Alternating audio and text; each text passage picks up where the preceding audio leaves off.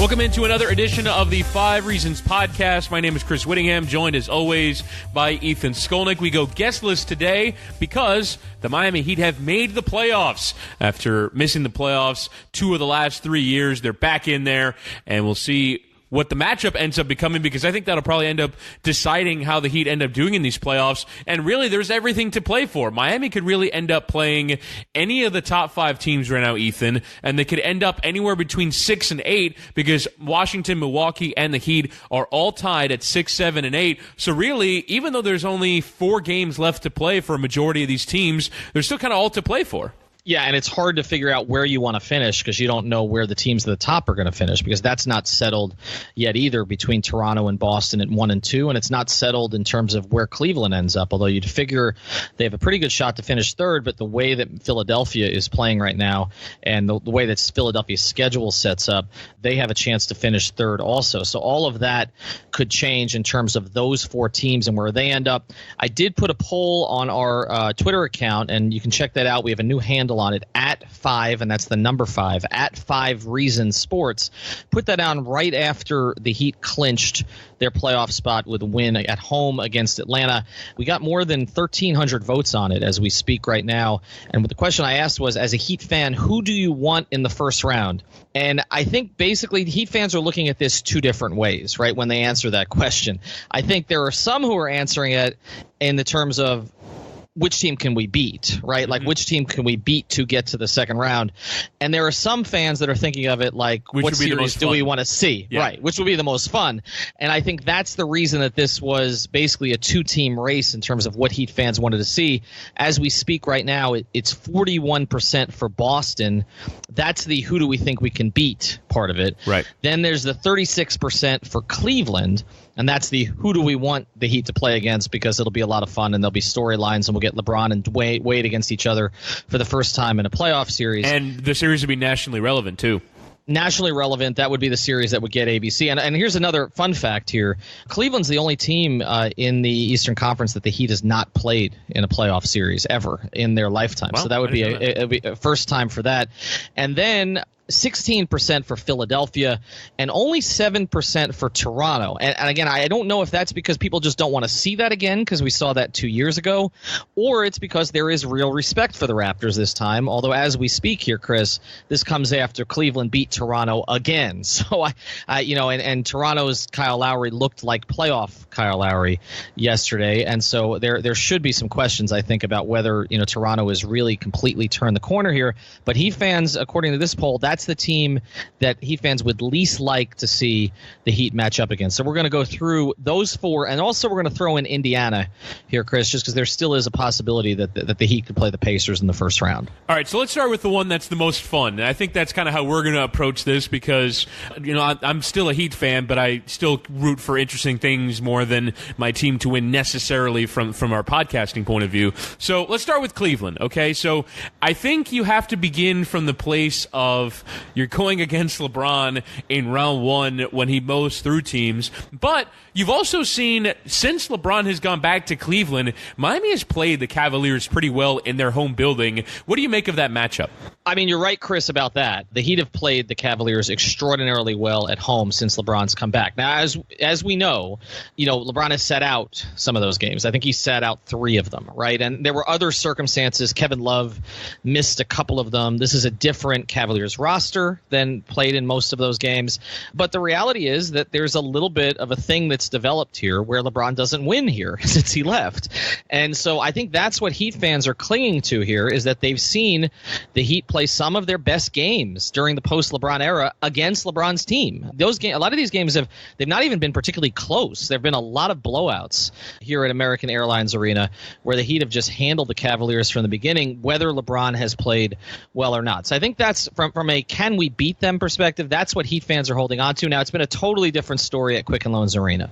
The Cavaliers have dominated the Heat up there, and again, those games have not been particularly close. So I think that's what Heat fans are holding on to, but I think we need to look at this realistically as much as we can before we kind of get into the storylines of it. I mean, this year, the 3 games against Cleveland, the Heat have scored 97, 89, and 98 points, and that's against one of the worst defenses in the NBA. Now, we can talk about whether the Heat has improved its offense lately, and clearly since the All-Star break, the offensive rating has gone up, but the Heat have not scored against Cleveland like other teams have scored against Cleveland. I think on the Heat front, as far as what they offer in terms of a matchup against Cleveland, the things that you need to have to challenge LeBron in a playoff series. I'm not even talking about beat LeBron. And as you talked about, LeBron is much more dominant in the first round of the playoffs than Jordan ever was. I think that just the numbers bear that out. So we have to speak to that. But the one thing that Miami does have against Cleveland that a lot of teams don't have, you need 2 things here. You need multiple defenders who can at least make LeBron work, right? That's the first thing. And the Heat do have, I think, 3 of those guys. In James Johnson, who did a very good job on LeBron the last time. In Justice Winslow, who has had enough turns against LeBron now that at least he knows what to expect. And at times in Josh Richardson. So they have 3 guys that at least they don't have to put the burden on just one player. And I did a piece for Bleacher Report a few years ago about the playoff series that LeBron lost and why he lost them. And if you look at those series, the majority of those teams that have beaten LeBron in a playoff series have had multiple defenders against him. And even recently, if you look at Golden State, having the ability to go with Iguodala on him, Draymond on him, and also Livingston on him at times. So they've had Clay. So they've had 4 different guys that they've used on him. You can't do it with just one defender. So that's the first thing you need to have, Chris. The second thing you need to have is you have to have rim protection. You get beyond the defenders who are on the perimeter, you have to have somebody who makes him think. And again, you got to go back to the Heat-Pacers series and the trouble that Hibbert gave LeBron during those series. And look, for all the verticality stuff and everything, Hassan Whiteside is a more athletic player than Roy Hibbert. So if Hassan is engaged, I could see you making an argument for the Heat at least having the defensive pieces in terms of perimeter guys and then having the shot blocker that can at least make LeBron work and make him a little bit less efficient than he typically is. Now, you mentioned the defense. To me, that is the element of this series, should it come to pass, that for me, the Heat need to most take advantage of. We've actually seen a pretty decent resurgence in the Heat's offense. Now, there is some noise in there because they played some of these tanking teams, including the last couple of games, and I don't know if you're going to be able to look at even a 20-game sample of the Heat with Dwayne Wade and really be able to sort out the noise because of these bottom end of the league teams that they're playing, particularly down the stretch, even as they try their hardest to lose to them and did lose to Brooklyn on Saturday night. But to me, it is taking advantage of that porous defense. Even since Kevin Love has come back, which has been a period of prosperity for the Cavs, they're still 19th in the league in defense. This is a bottom third of the league defensive team. And like you said, Ethan, the Heat have not taken advantage of that nearly enough. Now, they did beat them pretty strongly in the game that was played here that was a week ago. It was a 98-79 victory, but it was more of a defensive effort than an offensive one. So I haven't seen yet the Heat really sort of take advantage of this porous defense, and I don't know, and this is the ultimate wild card, is what is that extra level that LeBron gets to when he gets into the postseason, because we've seen it, and you mentioned the first round record. I just looked it up. It's 48-7 in round 1 over the course of LeBron James' career, which is an insane figure. But what is that extra level, and does that include a rise in his defense and thus Cleveland's defense? Because I think a lot of people had the same concerns about Cleveland last year. They kind of struggled with Indiana in round 1 last year, but there hasn't been an opponent good enough to take advantage of it, and I'm just not sure the Heat are that opponent. Well, the question is, again, let's flip it now. We've talked about the Heat defensively, and as you talk about them offensively, and for example, who LeBron would guard.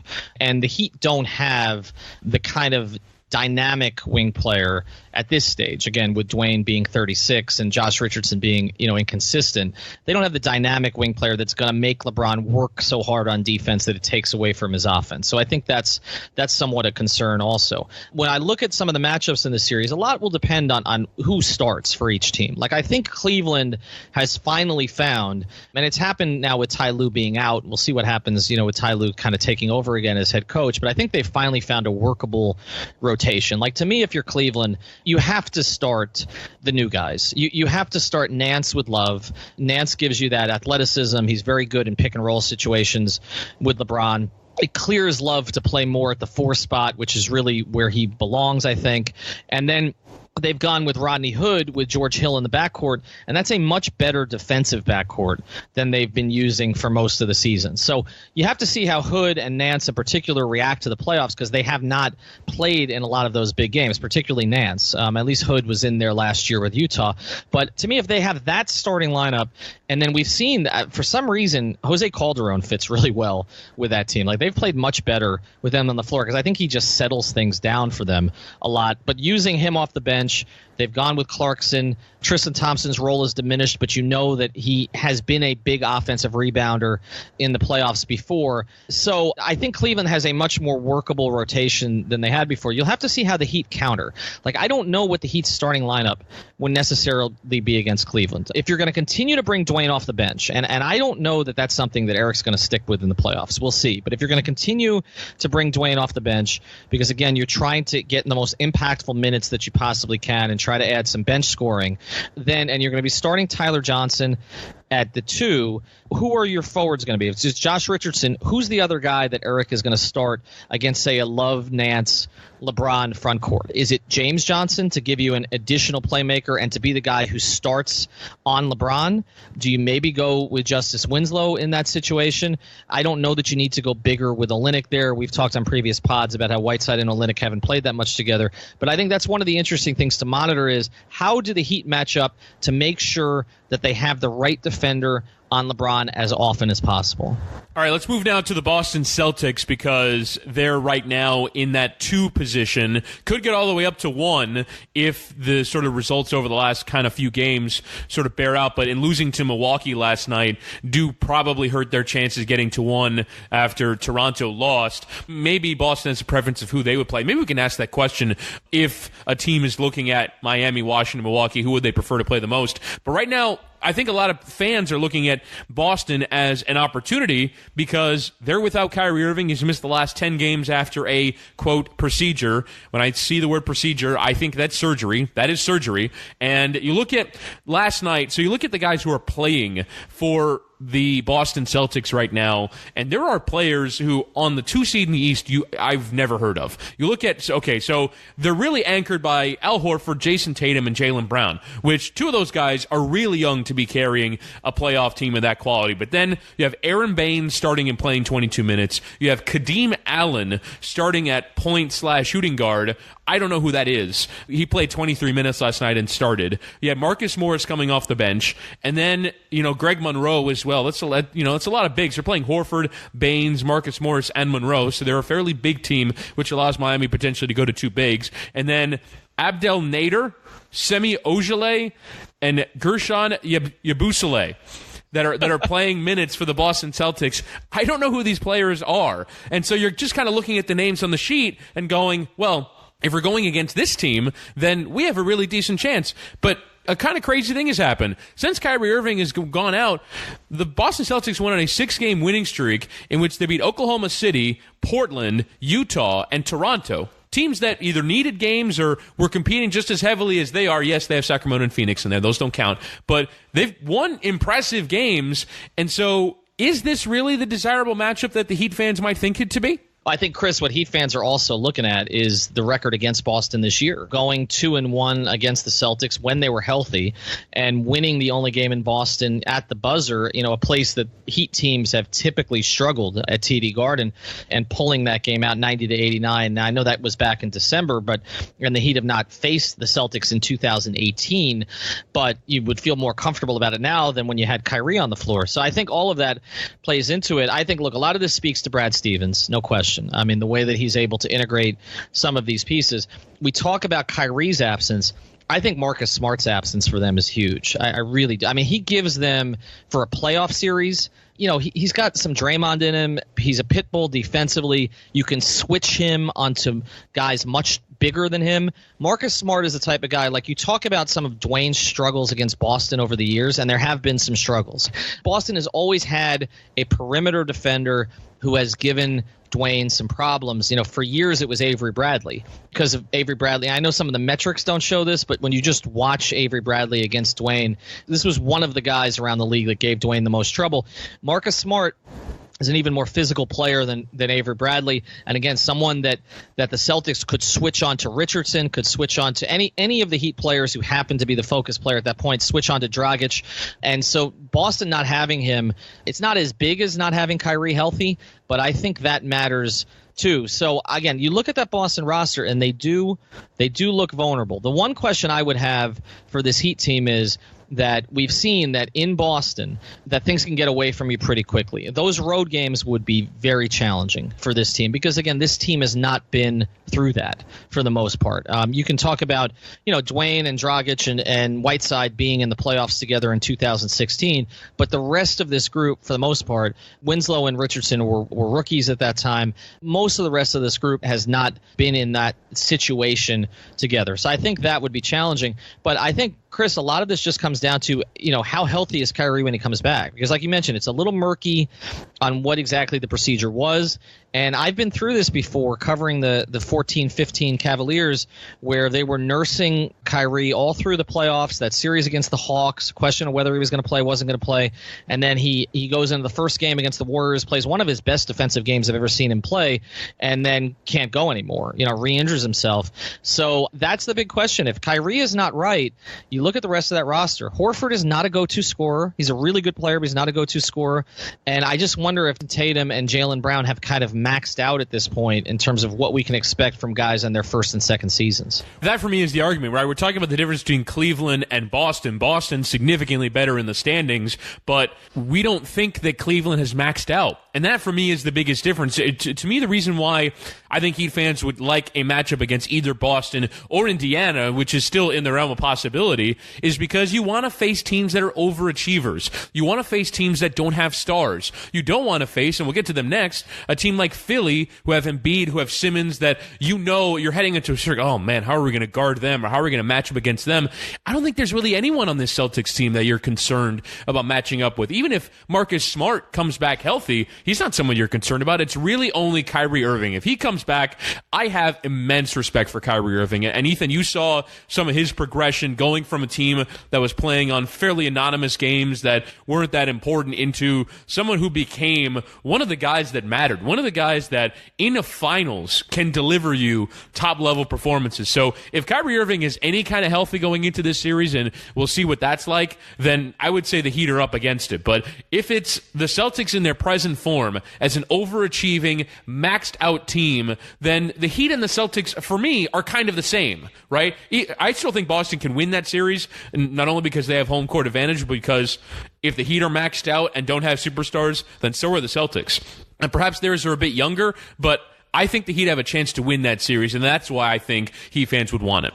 No question. And we talk about, which team some of these teams at the top would want to play. And that's an interesting debate, too, when you flip it, because I do think there are some of these teams that would want to play the Heat for exactly the reason that you're saying, that the Heat don't have a takeover player. Particularly when the other teams when the other teams they could play have Giannis on them or the Wall-Beal combo. So I would say the Heat end up becoming the most desirable in that situation. I would think so. Now, the thing about playing against the Heat is, again, it is harder to scheme sometimes for a team that you don't know where it's coming from. And they're a pain in the ass to play against. That for me is the thing that they have going for them, is that they're difficult to go against. Even if I don't think any series, even if it's Toronto, if it's Cleveland, I don't think anyone is rolling over Miami in an easy series. I don't think so. Before we get to Philly, Toronto, and the Indiana Pacers, let's take a quick break.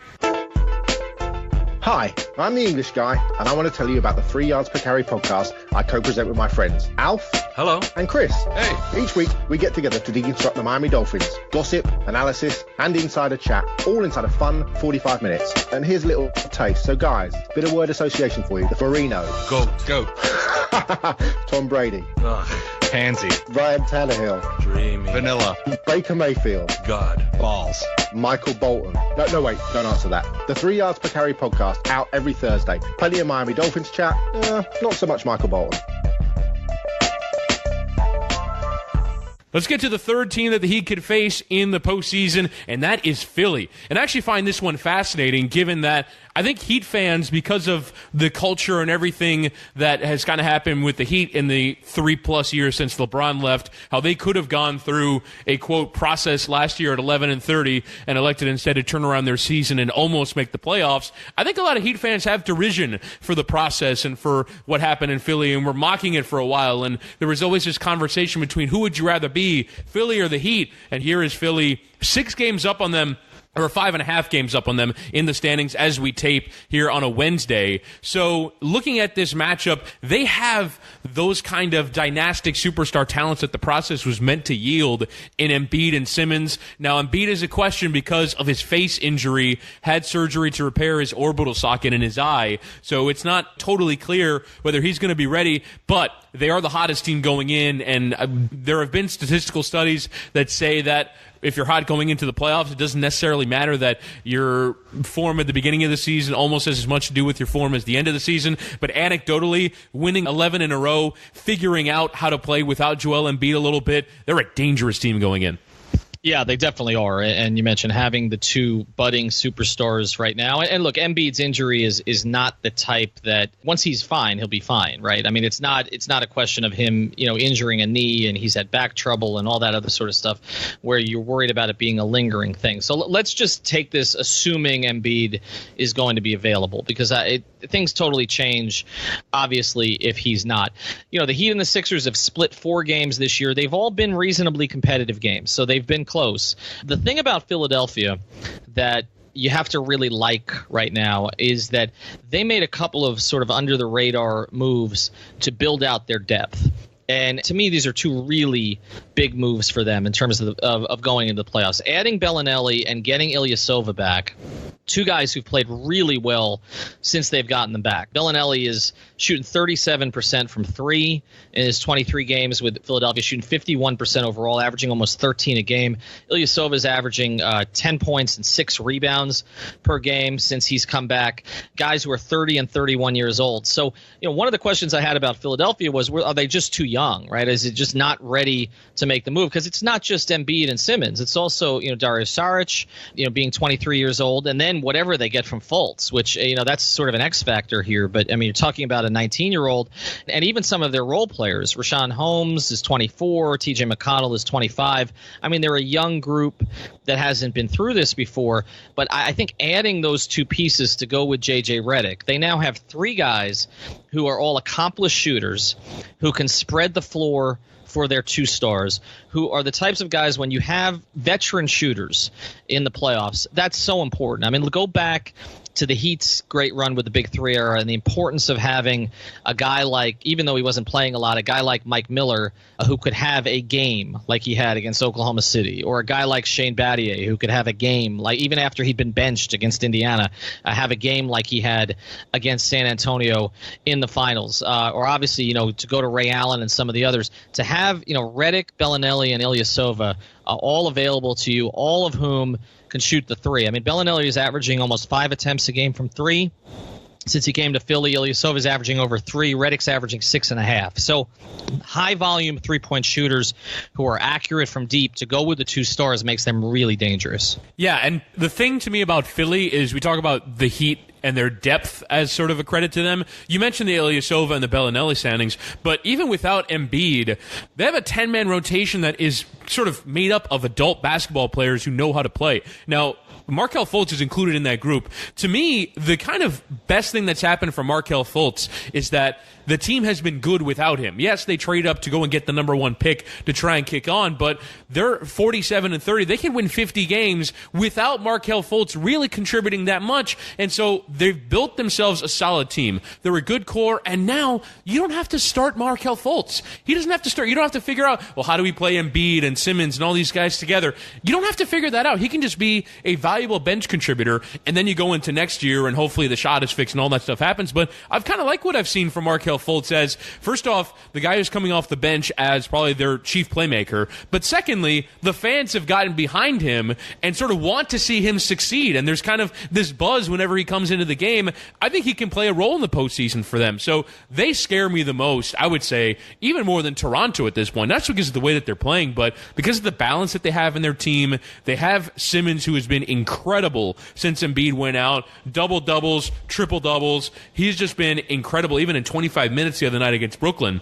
15, 12, and 6.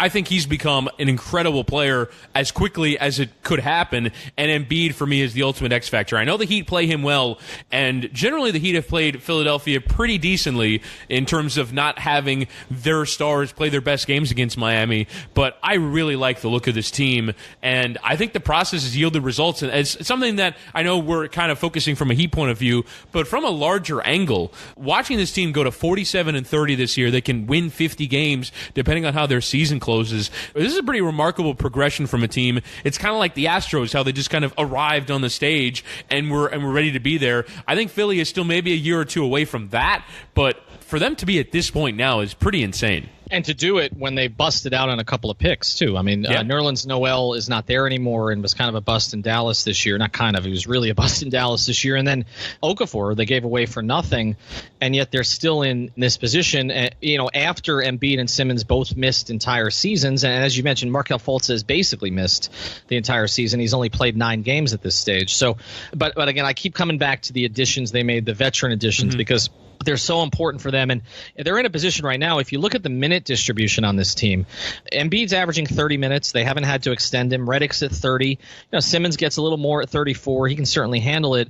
But you look at some of the others. They trust their bench guys. Bellinelli's averaging 26 minutes a game. Ilyasova's averaging 23. Bayless is averaging close to 24. T.J. McConnell is averaging 23. Holmes is averaging 15. So they do go, as you mentioned, they go 8 or 9 deep in the playoffs. I also think people are seeing that they made a very smart decision, is even after the management change from Hinkie to Colangelo, to keep Brett Brown around, because there were a lot of organizations that would have dumped him and blamed him for what was not really his fault. And now you can see some of these young players who have developed. Now, how far can they go? I'm not sure, but I think for the Heat, they just present a couple of different problems. As you mentioned, Whiteside does get up for Embiid, so that's encouraging. But to have two guys in Embiid and Simmons who are such difficult covers, and then all of that shooting that the Heat defenders would have to get out to is challenging. And I look on the other end, Philadelphia has been good defensively, good enough at least that they would make the Heat work.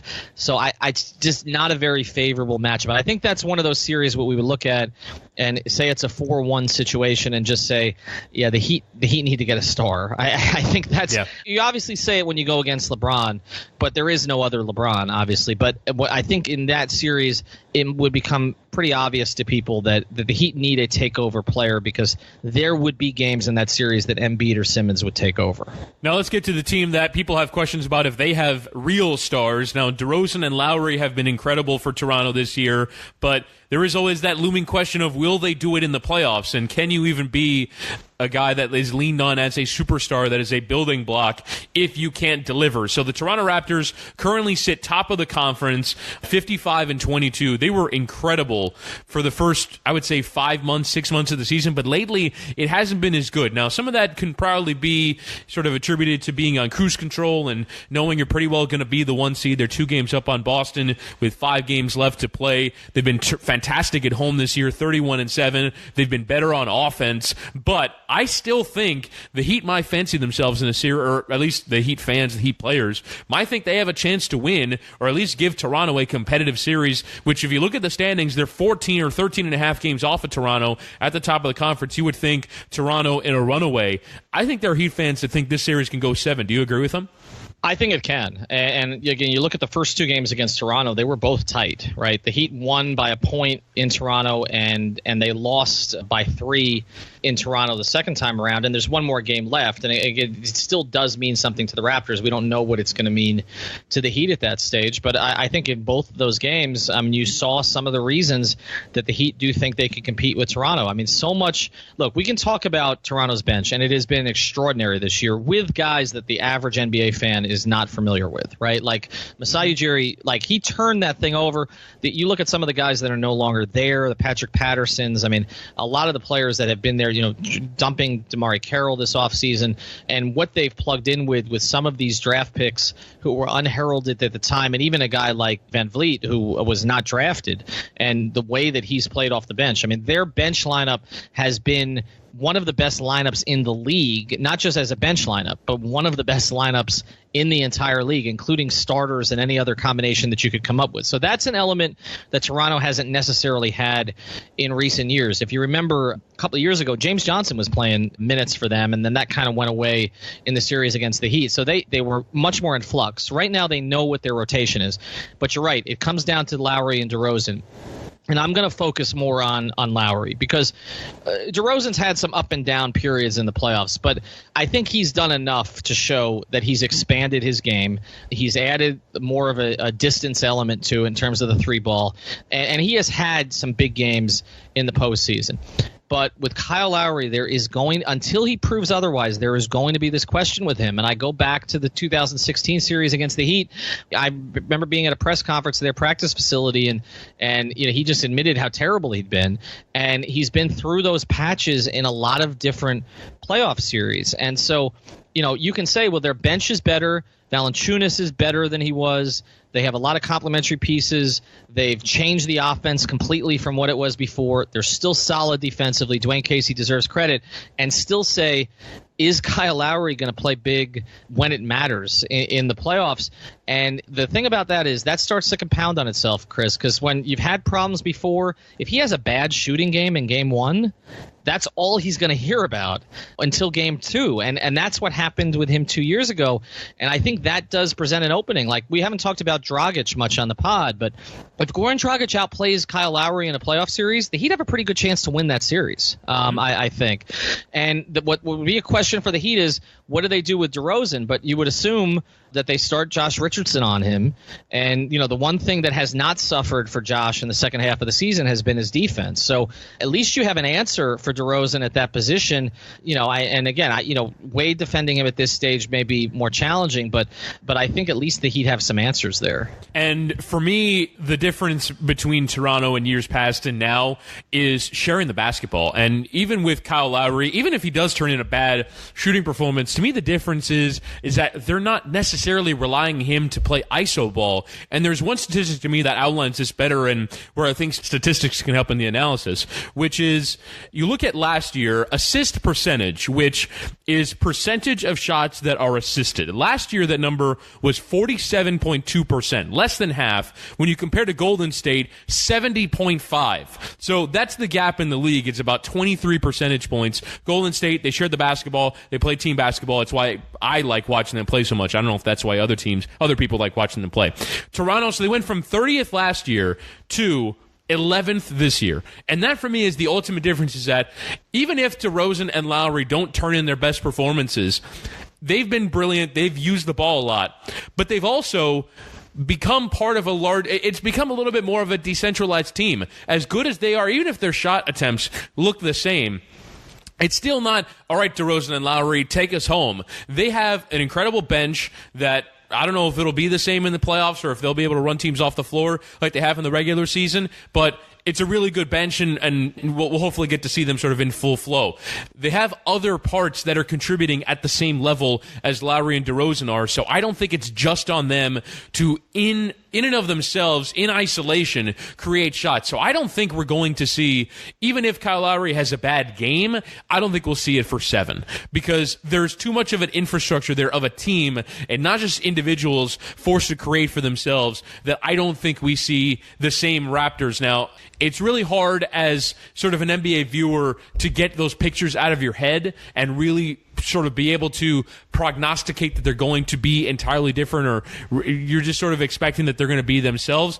I think they have a real chance just by virtue of what they've created in the regular season to go and do that. But I do think that would be a long competitive series. I think even if it's a 1-8 matchup, which is possible that it could be, even with the Heat schedule looking pretty favorable here down the stretch where I don't think they're going to be the 8, but even if it is a 1-8 situation, I think that could be a 7-game series, and then all of those questions about Toronto are going to come back. I mean, look, Chris, at how quickly they came back in terms of the Cleveland thing with them, right? Like all year, the narrative was the Raptors are different, the Cavaliers are struggling, the Cavaliers had to make wholesale changes, the Raptors tweaked and everything looks great, and then 2 games between the Raptors and the Cavaliers, and the narrative is completely flipped into the Raptors can't beat LeBron. And I just wonder if the second narrative for the Raptors is that they struggle in the playoffs, and if the Heat can go up to Toronto and get a split in the first 2 games, they're going to be hearing about that before they come back here, and I think that makes for a long series. And Lowry going 2 for 11 in the game as well on Tuesday night against Cleveland won't help kind of that narrative perception either. But those are later rounds. We're talking about a series with the Heat. So I feel like Toronto has more than enough to take care of them. Last one we'll get to here is Indiana, because it is still a mathematical possibility even after the Pacers lost last night in Denver by 3. Again, we're taping this on a Wednesday. So they are 2 losses back of Philly and Cleveland with, for them, 4 games left to play, so it'll take some doing to get into a position where Miami could end up playing them. But we'll sort of take a look at them anyway and allow ourselves to ask the question again, how the hell are they doing this? I don't know, man. That's on the tombstone of their season, man. Yeah, I studied the numbers on this, and I still can't entirely figure it out. I mean, when you look at them from I really enjoyed watching them play, though, because when the Heat played them a few weeks ago, it was on a Sunday, I remember, and I watched almost all of that game. They just play really good basketball. I think that's really the only answer is that we think it's Oladipo, but they play crisp team basketball. So how are they doing it? Look, Oladipo freed from Westbrook. We talked about that with Vinny Goodwill on the last pod. Certainly he's been a huge factor in what they've done. But they've gotten sort of above average performances from guys who were not considered necessarily to be above average players. I look at the year that Darren Collinson's had for them, and Darren Collison didn't play well for them, particularly his last time with them. But you look at the year that he's had, averaging close to 13 a game, averaging 5.5 assists, shooting 50% from the floor this year, and 46% from 3. Now, not a high volume in terms of his 3-point shooting, but at 30 years old, Darren Collison has found a role. You wouldn't consider him to be, an elite point guard. He's found a role with them. So they've been able to get above career performances from a few different guys, and they've even gotten pretty consistent play from Lance Stevenson, which is a surprise. I mean, he doesn't shoot it well from 3, and he shouldn't shoot it as much as he does, but he's given them energy on some nights. He's still a good rebounder for a guard. He averages 5 rebounds a game. And so they got a lot of these pieces. Now, with all of that being said, I would have to think the Heat would welcome a matchup against them because a couple of reasons. One, we talk about lack of star power, and we can talk up Oladipo quite a bit, but I don't know that they'd be afraid of Oladipo completely taking over a series. He would still be the best player in the series, though, right? Yeah, I mean, it's close. I mean, I think you could make an argument that, if Dragic is getting to his spots, you can make an argument for Goran. You can also make an argument, again, we keep coming back to this, you can make an argument that Hassan has the potential to be. I don't know if he becomes that. But, yeah, I think on paper you would say Oladipo, but I don't think it's a huge disparity in terms of what you might expect possibly Goran to produce in a series like that. But you go to some of the other pieces, and, again, they have some useful pieces. Thad Young's a useful piece. But I do think you look at some of the other guys on the Heat, I think there's more upside with some of the Heat players. Could Josh Richardson, have a more productive series than, say, Bogdanovich does? I think that's possible with Josh Richardson's skill set and some of the other guys that the Heat have. I would, as well as Indiana's played this year, you look at the point differential, it's not all that different from Miami's. Right now, Indiana's at plus 1.8. I think the Heat are at plus 1 or plus 0.7. So it's not all that different. I would favor, even as the road team, I would give the Heat a chance to win that series. Where I want to close, obviously, we sort of went through the 5 teams. So do you think when you look at, so Miami right now is grouped with Washington and Milwaukee. So we talked about what the Heat would want. What would the top 5 want? Rank the teams, Miami, Washington, Milwaukee, as the teams that those opponents would want to face. Well, I think we got to be honest with ourselves here and look at those three teams and what they offer. And we keep talking about the lack of a star and how important a star is in the playoffs. And I would have to think that the order of preference would be Miami first because they don't have that star in his prime. And then I think it would be Washington just because of the questions about Wall's situation. You know, how well do they integrate him back in? Does he just kind of take over again? How healthy is he going to be? Where do you go with that? Even though obviously Otto Porter has emerged this year and they have veteran guys who've been through it, their bench is still not great. I would say the team you'd least like to play because it's just the X factor is just, you know, Giannis going nuts. I mean, I can see him having 35, 11, and 8 games, you know, that type of game where he just completely takes over. I think that's a real possibility. And so, especially we've seen Bledsoe playing better over the last month. I still don't know exactly how Jabari Parker fits. To have Bledsoe playing at that level with Giannis, that's a really difficult challenge, and you just have to devote so much defensive energy to trying to control Giannis. And because he's unconventional, because he's not getting his points, you know, by jacking up a bunch of jumpers or anything like that, it's just so much of it is, can you keep him out of transition? Can you keep him from getting one of those Giannis runs where it's an 8-0 Giannis run where, you know, a steal and a dunk and that kind of stuff? That's really challenging. So we talk about the Heat being tough to play against. I don't think that anybody's going to look at the Heat as a patsy. I think they're going to be worried about them. I think they're going to be worried about Dwayne because of Dwayne's history. I think they're going to be worried about what kind of a series that Whiteside will have. And then I think there is respect for the Heat's collection of role guys. And if you get the good James Johnson, for instance, if Ellington is having one of those nights, you know, where I think there is respect for a lot of those players, and we've seen Olynyk can step up in the playoffs, but that doesn't compare to having to deal with a supernova athlete like Giannis. So I would say the Heat would be the most favorable opponent for those three teams. I'm going to disagree with you. I'm going to say that Milwaukee is the team that you'd want the most. And even understanding that they have Giannis, right, and the Heat have nothing like Giannis, it just feels like such a lost season for them. When you look at them firing their coach, them unable to find a defensive strategy that works. Obviously, offensively, just by virtue of Giannis' star power, they've been a top 10 offense, but they're still a team that doesn't really make sense together. If you watch them play, they're not a team that really has a team identity, a team strategy that really works for them. I think Milwaukee has to figure themselves out at organizational level before they can really start to compete in these series. And maybe they'll figure out in these playoffs, and maybe Giannis will just turn in a superhuman performance. But in terms of the team you'd want to play, I still think you'd rather play Milwaukee than Miami. And then Washington, I would still rather face Miami over Washington, but they're also in disarray, the Wizards. Even if you look at their recent results, and I know there are some people who are saying, yeah, but they're trying to get into that 8 spot, or they're trying to play Boston, so they've been losing lately. But their minutes distribution does not suggest a team that is trying to lose. They were still playing Bradley Beal 29 minutes and Otto Porter 31 minutes when they lost to the Bulls by 19. That should never be happening. And so it's getting pretty late in the game for John Wall to come back. And even when John Wall was healthy and ready to go, there was still some concern about how he's getting along with the rest of his teammates, with how he's getting along with Bradley Beal specifically. And I know they got to a 7th game last year and probably should have gone to the conference finals ahead of Boston, and a lot of that team is still the same. It's just been long enough. It's 78 games where they haven't been able to figure it out, and then you're dealing with John Wall coming back from a pretty major injury. I don't know if Washington is really that difficult of a matchup at this point, even considering that they probably have 2 superstar players to Miami's none. So I don't think that, even being honest with ourselves, that those other teams are also in rough shape heading into these playoffs enough to where I think Miami can sort of think of themselves as they wouldn't want to play us, and probably be right. All right, so we ran through the matchups that the Heat can face and sort of the Heat's desirability in sort of who a team would want to face them, or compared to Milwaukee and Washington. So that'll do it for this edition of the podcast. If you want to subscribe, you can do so on iTunes, Apple Podcasts, or Google Play, or whatever podcast platform it is you use. If it is a non-iTunes Google Play, just search 5 Reasons Sports and it'll come up. We are on Twitter at 5 Reasons Sports. That's the number 5. We changed it up a little bit. 5 Reasons Sports. That is how you check us out, and that'll do it for this edition of the 5 Reasons Podcast.